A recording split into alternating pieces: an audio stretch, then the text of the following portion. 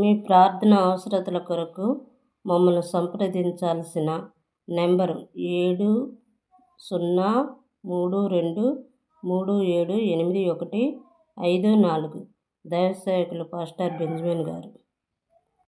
వాక్యం చదువుకుందాం. కీర్తనల గ్రంథము 22వ అధ్యాయము 8వ వచనము. కీర్తనల గ్రంథము 22వ అధ్యాయము 8వ వచనం. యెహోవా మీద నీ భారం మోపము, ఆయన వాణ్ణి విడిపించునేమో.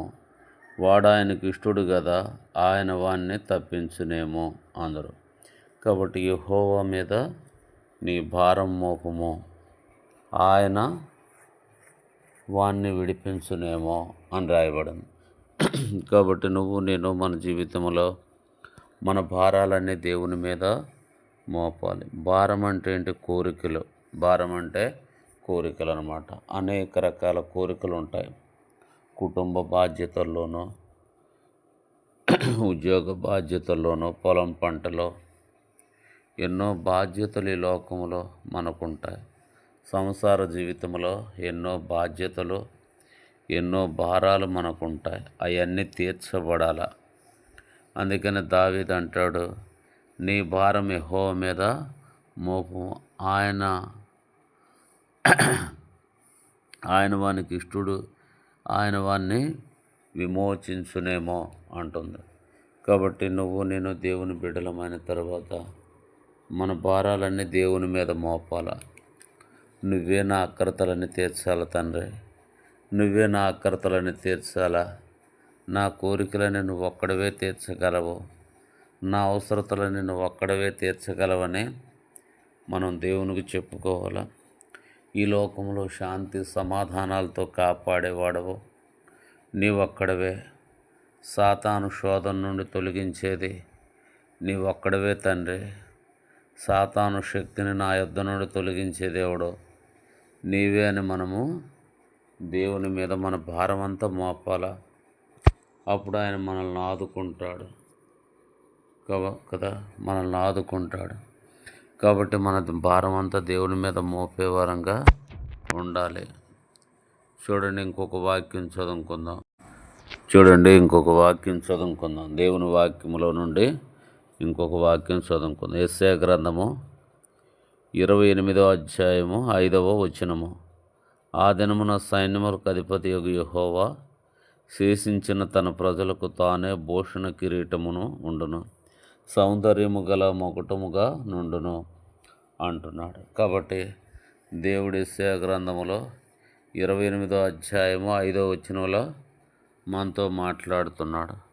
ఆ దినమున సైన్యములకు అధిపతి యెహోవా శేషించిన తన ప్రజలకు తానే భూషణ కిరీటముగా ఉంటాడు, సౌందర్యము గల మొకటముగా ఉంటాడు. కాబట్టి దేవుడు శేషించిన తన ప్రజలకి, లేకపోతే రక్షించుకున్న తన ప్రజలకి, తాను కోరుకున్న తన ప్రజలకి. కాబట్టి ఏమంటున్నాడు దేవుడు? ఆ దినమున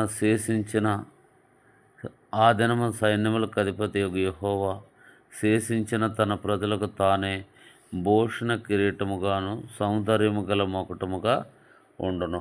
ఆ దినమున సైన్యములకు అధిపతి యెహోవా శేషించిన తన ప్రజలకు తానే భూషణ కిరీటముగాను, సౌందర్యము గల మొకటముగా ఉండును. కాబట్టి శేషించిన వారు, రక్షించబడిన వారు, ఏర్పరచుకున్నవారు, దేవుని బిడ్డలుగా చేయబడిన వారికి ఆ దినమున యెహోవా శేషించిన తన ప్రజలకి సౌందర్యము గల మొకటముగాను, భూషణ కిరీటముగా ఉంటాడు. కాబట్టి దేవుడు మనల్ని ఎందుకు తన ప్రజలుగా చేసుకున్నాడు? తన శాసముగా మనల్ని ఎందుకు చేసుకున్నాడు? తన ప్రజలుగా మనల్ని ఎందుకు చేసుకున్నాడు? తన సొత్తుగా, తన సాంపాద్యముగా ఎందుకు చేసుకున్నాడంటే, భూషణ కిరీటముగా దేవుడు మనకు ఉండాలని చేసుకున్నాడు. వారి దేవుడు ఎంత గొప్పవాడురా. వాళ్ళు దేవుడిని నమ్ముకున్న కాడి నుండి, వారు దేవుడు గుడికి వెళ్తున్న కాడి నుంచి వారు ఎంతగా ఆశీర్వదించబడినారు, ఎంతగా దీవించబడినారు. వారి ఆరోగ్యాలు, వారి ఉద్యోగాలు, వారి పొలం పనులు ఎంతగా దీవించబడినాయి, వారి దేవుడు ఎంతో గొప్పవాడని అనేకులు చెప్పుట కొరకై ఆయన ఏమంటున్నాడు, ఆ దినమున యెహోవా శేషించిన తన ప్రజలకి భూషణ కిరీటముగాను సౌందర్యము గల మొకటముగా ఉంటాడు. ఎందుకు? మన ప్రజలందరూ కూడా మనల్ని చూసిన వారు దేవుణ్ణి పొగడారు. వాళ్ళ దేవుడు ఎంత గొప్ప దేవుడురా, వారు యేసు ప్రభువారి గుడికి వెళ్తున్నారు, వారు ఎంతగా దీవించబడ్డారు, ఎంతగా ఆశీర్వదించబడినారు. వారు దేవుని గుడికి వెళ్ళకముందు వారు బీదవాళ్ళుగా ఉండినారా.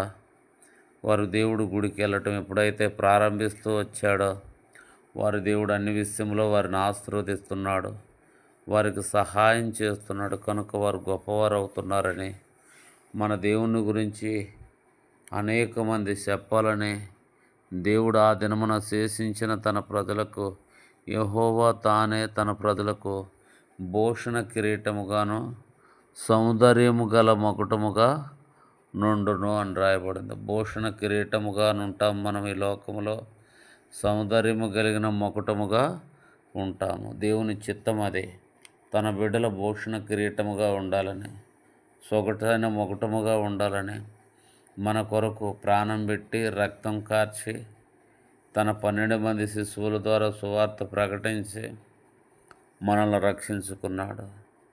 తోమా భక్తుడు భారతదేశంలో చెన్నై ప్రాంతానికి వచ్చి సువార్త ప్రారంభించి అనేకులను రక్షించుకుంటూ వచ్చాడనమాట. కాబట్టి నువ్వు నేను మన జీవితంలో మనము దేవుని యోగ్యతని, దేవుని ప్రేమను మనం గుర్తెరగల. ఆ దినమున యెహోవా తానే శేషించిన తన ప్రజలకి భూషణ కిరీటముగాను సొగసైన మొగటముగా ఉంటునంటున్నాడు. చూడండి, ఇంకో కొన్ని వాక్యాలు చదువుకుందాము.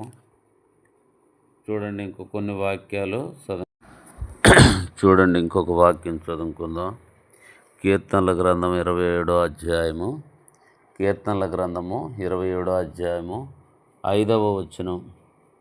ఆపత్కాలమున ఆయన తన పర్ణశాలలో దాచును, తన గుడారపు మాటును నన్ను దాచును అంటున్నాడు. ఆపత్కాలంలో తన పర్ణశాలలో నన్ను దాచును, తన గుడారపు మాటును నన్ను దాచును అంటున్నాడు. కాబట్టి ఈ లోకంలో ఆపద వచ్చినప్పుడు మనల్ని, మన కుటుంబాలని తన గుడారములో దాస్తాడు. ఆపత్కాలమున ఆయన తన పర్ణశాలలో దాచును, తన గుడారపు మాటును దాచును. దాచే దేవుడు. ఏదైతే, ఏ ఆపదైతే మన గృహానికి రావాలని చూస్తుందో, ఏ కష్టమైతే మన గృహానికి రావాలని చూస్తుందో అది మన యొద్దకు రాకుండా దేవుడు మనల్ని దాచేవాడుగా ఉంటున్నాడు. తన పర్ణశాలలో దాచేవాడుగా ఉంటున్నాడు. తన గుడారపు మాటను దాచేవాడుగా ఉంటున్నాడు. అందుకనే నేను మనందరం కూడా ఈ రోజున క్షేమంగా ఉన్నామంటే 2024 అంతా కూడా ఎన్నో కష్టాలు, కన్నీళ్ళు మన మీదకి రావాలని చూసాయి, కానీ దేవుడు వాటిని రానివ్వల.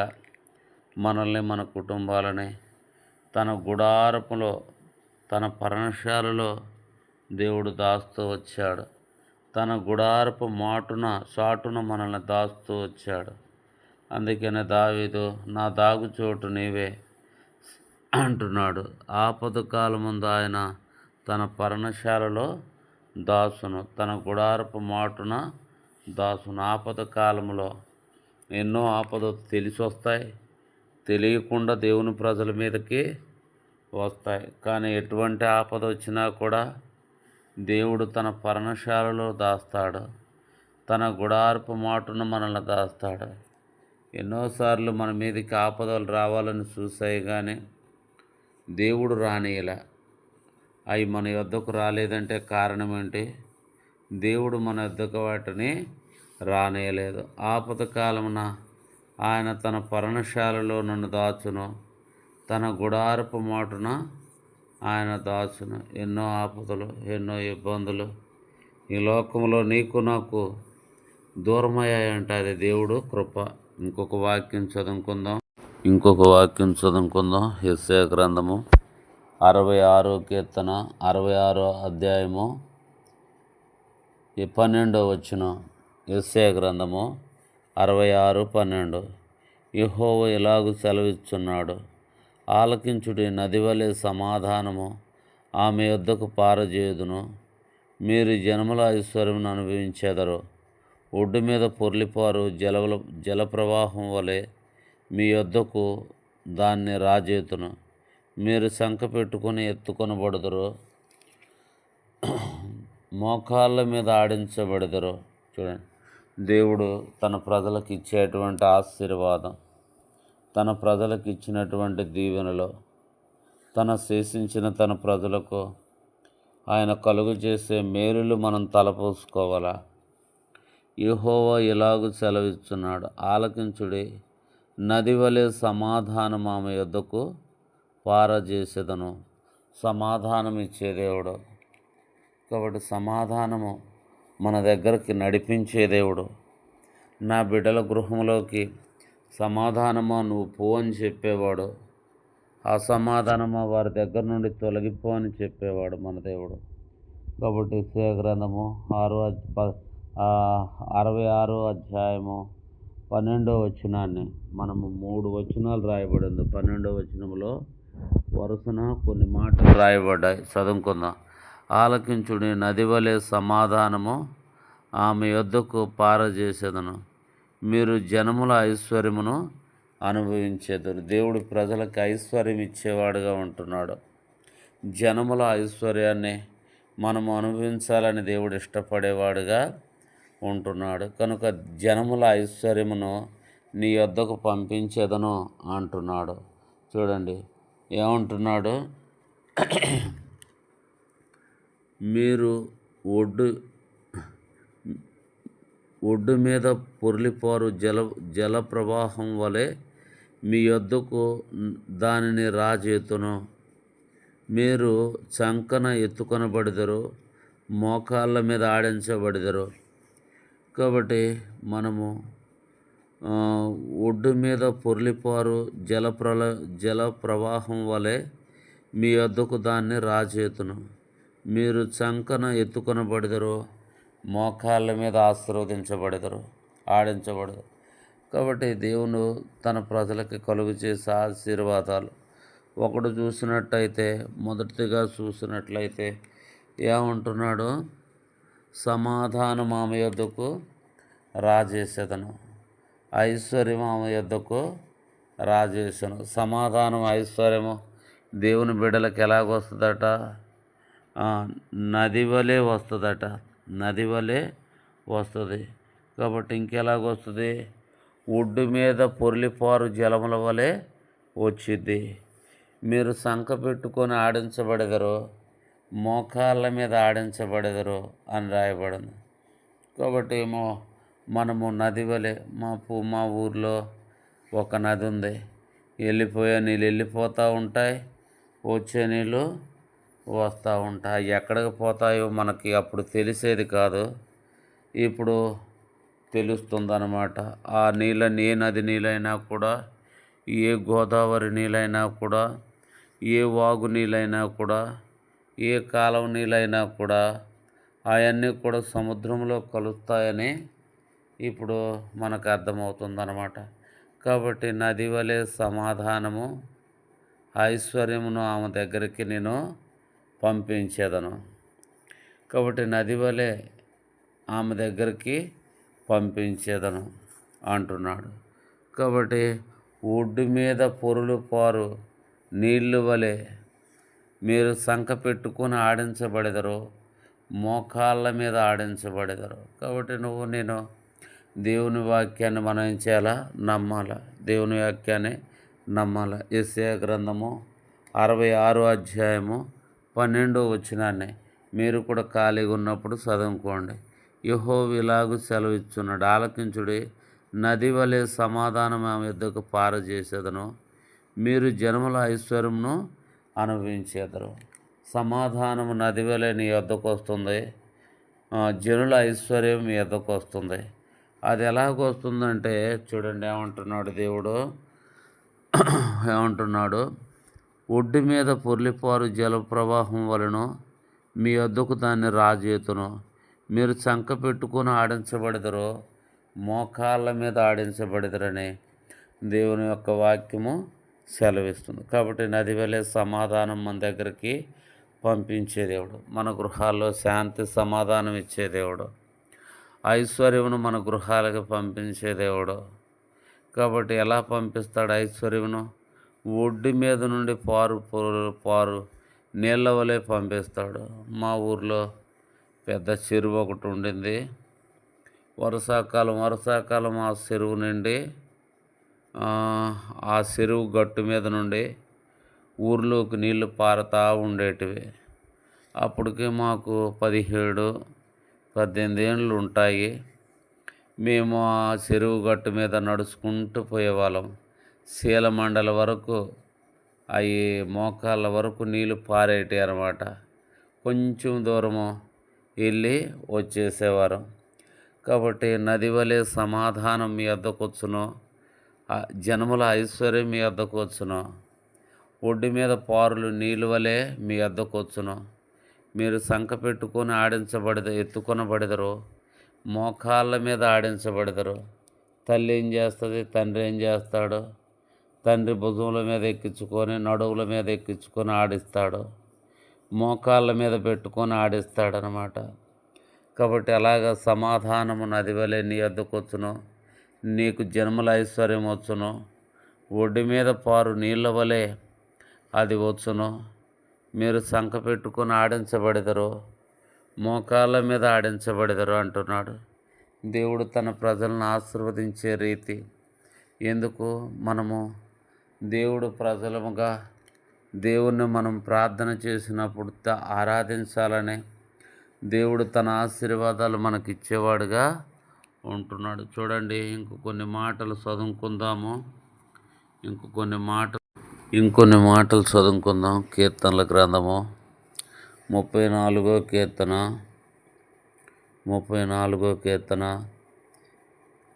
7, 8, 9 వచనాలు.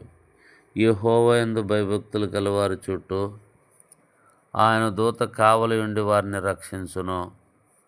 యెహోవా ఉత్తముడని రుచి చూచి తెలుసుకొనుడి, ఆయన ఆశ్రయించిన నరుడు ధన్యుడు. యెహోవా భక్తులారా, ఆయన యందు భయభక్తులుంచుడి. ఆయన యందు భయభక్తులుంచు వారికి ఏ మేలు కొదవలేదు అంటున్నాడు. కాబట్టి దేవుని వాక్యం ఏం సెలవిస్తుంది? యెహోవా యందు భయభక్తులు గలవారి చుట్టూ యెహోవా దూత కావలి ఉండి రక్షించును. మనము దేవుణ్ణి ప్రేమించుట, దేవునికి లోబడుట, దేవుణ్ణి ఆరాధించుట, దేవుని వాక్య ప్రకారం మనం జీవిస్తున్నాం. కాబట్టి మనం ఎప్పుడైతే యెహోవా యందు భయభక్తులు కలిగి ఉంటామో దేవుడు తన దూతని మన చుట్టూ పెట్టేవాడుగా ఉంటున్నాడు. పరలోకములో ఉన్న దేవుడు ఒక దూతని లేకపోతే 2 దూతలని పరలోకము నుండి భూలోకానికి పంపించి నువ్వు నివసించే చోట్ల నీ చుట్టూ ఉంచేవాడుగా ఉంటున్నాడు. యెహోవా యందు భయభక్తులు గలవారి చుట్టూ యెహోవా దూత కావలి ఉండి వారిని రక్షించును. 8వ వచనం. యెహోవా ఉత్తముడని రుచి చూచి తెలుసుకొనుడి, ఆయన్ని ఆశ్రయించిన నరుడు ధన్యుడు. యెహోవా ఉత్తముడు అంటే పరిశుద్ధుడు. మన దేవుడు సర్వశక్తి గల దేవుడు. మన దేవుడు మహాగణుడు, మహోన్నతుడు, మరణము లేని దేవుడు, మొదటివాడు, కడపటివాడు. కాబట్టి యెహోవా ఉత్తముడని రుచి చూసి తెలుసుకొనుడి, ఆయన్ని ఆశ్రయించు నరుడు ధన్యుడు. కాబట్టి ఆకాశములు మహాకాశములు పట్టజాలని దేవుడు. కాబట్టి యెహోవా ఉత్తముడని రుచి చూసి తెలుసుకున్నాడు. ఆయన ఎన్నటికీ కీడు చేయని దేవుడు, ఆయన ఎన్నటికీ నష్టపరచని దేవుడు. కాబట్టి యెహోవా ఉత్తముడని తెలుసుకునుడి, ఆయన్ని ఆశ్రయించు నరుడు ధన్యుడు. కాబట్టి మనం దేవుణ్ణి ఆశ్రయించాలి. మనం దేవుణ్ణి ఏం చేయాలా? ఆశ్రయించాలా. అప్పుడు మనం ధన్యులవుతాం. ప్రతి పనిలో, ప్రతి దాంట్లో మనం ఆశ్రయించాలి. నువ్వే నాకు దిక్కు ప్రభువా అని ఆశ్రయించుట మనం నేర్చుకోవాలి. అప్పుడు దేవుడు మన సహాయానికి వచ్చి మనకు అన్ని విషయములో సహాయం చేస్తాడు. కాబట్టి దేవుడి వాక్యం ఏమని చెప్తుంది? 8వ వచనం. యెహోవా ఉత్తముడని రుచి చూచి తెలుసుకొనుడి. ఆయన్ని ఆశ్రయించు నరుడు ధన్యుడు. ఏ విషయంలో నువ్వు ఆశ్రయిస్తావో ఆ విషయంలో నీకు సహాయం చేసే దేవుడు. కాబట్టి యెహోవా ఉత్తముడు, ఆయన అన్నటికీ కీడు చేయనివాడు, మాట తప్పనివాడు, తన బిడ్డలను మర్చిపోనివాడు. కాబట్టి యెహోవా ఉత్తముడని రుచి చూసి తెలుసుకొనుడే. ఆయన ఆశ్రయించిన నరుడు ధన్యుడు అంటుంది. ఏ విషయంలో? ఉద్యోగం కొరకు ఆశ్రయించావా? పంటలు పండేదాని కొరకు ఆశీర్వదించావా? పిల్లలు పుట్టాలని ఆయన్ని ఆశీర్వదించావా? రోగం తగ్గిపోవాలని ఆయన్ని ఆశ్రయించావా? ఐశ్వర్యము నీకు కావాలని ఆశ్రయించావా? ఆయుష్ కావాలని ఆశ్రయించావా? ఆరోగ్యం కావాలని ఆశ్రయించావా? మంచి పేరు కావాలని ఆశ్రయించావా? పరిశుద్ధత కావాలని ఆశ్రయించావా? పరలోకం కావాలని ఆశ్రయించావా? వీటన్నిటిలో దేవుడు ఉత్తముడు, ఆయన రుచి చూసి తెలుసుకొనుడే. కాబట్టి ఇవన్నీ నీకు అనుగ్రహించే దేవుడు, ఇవన్నీ కూడా నీకు అనుగ్రహించే దేవుడు. యెహోవా ఉత్తముడని రుచి చూసి తెలుసుకొనుడే. ఆయన్ని ఆశ్రయించు నరుడు ధన్యుడు. 9వ వచనం, యెహోవా భక్తులారా ఆయన యందు భయభక్తులుంచుడి. ఆయన యందు భయభక్తులుంచు వారికి ఏమీ కొదువ ఉండదు. కాబట్టి యెహోవా భక్తులారా ఆయన యందు భయభక్తులుంచుడి. ఆయన యందు భయభక్తులుంచు వారికి ఏమీ కొదువై ఉండదు. మనకి కుటుంబ జీవితంలో అది ఉంది ఇది లేదు అని మనకు చింత ఉండదు. అనేకుల గృహంలో లేనటువంటి అన్నీ కూడా దేవుడు మనకు అనుగ్రహిస్తాడు. కాబట్టి యెహోవా భక్తులారా ఆయన యందు భయభక్తులు ఉంచండి అంటున్నాడు. మనము దేవుని యందు భయభక్తులు ఉంచే వారంగా ఉండాలి. ఆయన యందు భయభక్తులు ఉంచే వారికి ఏమీ కొదువై ఉండదు.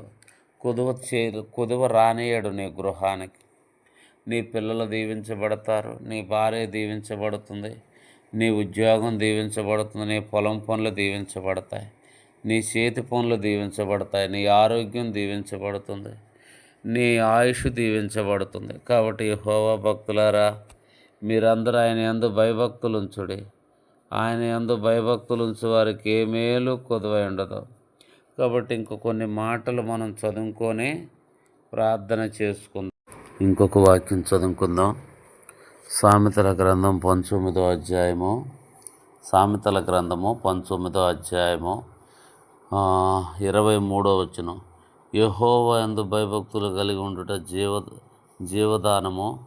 అది కలిగిన వాడు తృప్తుడై అపాయమేమీ లేక బ్రతుకును. కాబట్టి యెహోవా యందు భయభక్తులు కలిగి ఉండుట జీవదాయకము. కాబట్టి యెహోవా యందు భయభక్తులు ఉంచుట జీవదాయకము. అది కలిగిన వాడు తృప్తుడై అపాయమేమీ లేక బ్రతుకును. కాబట్టి యెహోవా యందు భయభక్తులు ఉంచితే ఏమి కలుగుతుందంటే, యెహోవా యందు భయభక్తులు కలిగి ఉంటూ జీవదానము. కాబట్టి జీవమిచ్చే దేవుడుగా ఉంటున్నాడు. రెండోదిగా వాడు తృప్తుడై అపాయమేమీ లేక కాపాడబడును. కాబట్టి సామెతల గ్రంథం సొలొమోను భక్తుడి రాస్తూ వచ్చాడు. గొప్ప జ్ఞాని దేవుడు వాక్యం చెప్తున్నాడు. యెహోవా యందు భయభక్తులు కలిగి ఉండుట జీవదాయకము. వాడు